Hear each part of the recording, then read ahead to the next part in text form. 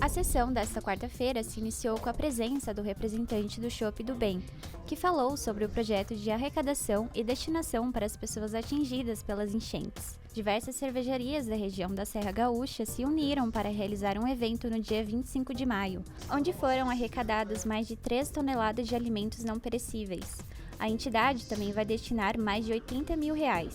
Esses recursos foram conquistados através da comercialização de produtos e vão ser destinados para as pessoas atingidas pelas fortes chuvas. Além disso, seguiremos comprando itens para essas famílias e, junto a isso, seguiremos fazendo as entregas e indo aos locais e continuando a entender as necessidades de cada família para que a gente consiga seguir com a ajuda e, de fato, a ajuda o mais assertiva possível. Ainda na sessão, aconteceu uma homenagem alusiva aos 80 anos do Senai Nilo Peçanha, iniciativa feita pelo vereador Lucas Gil. A instituição tem como objetivo formar mão de obra especializada para as principais indústrias da região.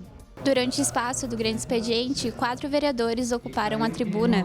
Eles abordaram assuntos como esporte, mobilidade urbana e educação. A vereadora Marisol Santos trouxe informações da Paralimpíadas de Paris, que inicia em agosto, onde a atleta caxiense Maria Eduarda Stampf será representante na modalidade do taekwondo. É um espaço para vários temas, né? Então hoje eu quis abordar um pouquinho dessa atleta sensacional, que é uma atleta, né, das Paralimpíadas, uma para-atleta que já é a 3ª no ranking mundial na categoria dela.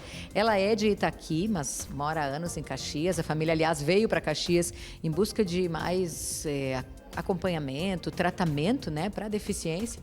E os pais sensacionais, o Ronaldo e a Elisângela, já encaminharam ela desde o início para uma série de esportes. Ela se encontrou no taekwondo, hoje ela tem 19 anos e vai representar, né, Caxias, lá a cidade dela, e Itaqui também, o Rio Grande do Sul, todo o Brasil, nos Jogos Paralímpicos em Paris. Eles que começam ali logo depois das Olimpíadas, né, então começam no dia 28 de agosto. O vereador Zé D'Ambrosio utilizou o espaço para trazer inicialmente a chegada de novos servidores da Codeca. Também falou sobre os problemas de mobilidade urbana na Zona Norte e informou o início da capela mortuária no bairro Vila IP. Nós iniciamos a construção da capela mortuária do Vila IP.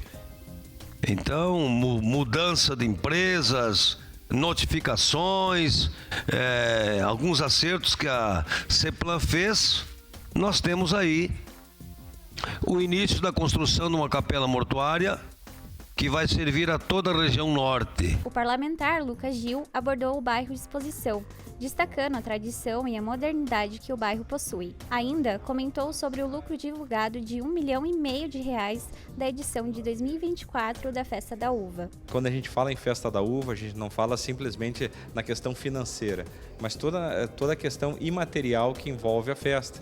São os grupos culturais, a questão do trade turístico todo, né, da questão turística que é Caxias do Sul, né, vende os nossos produtos, mostra a nossa cidade.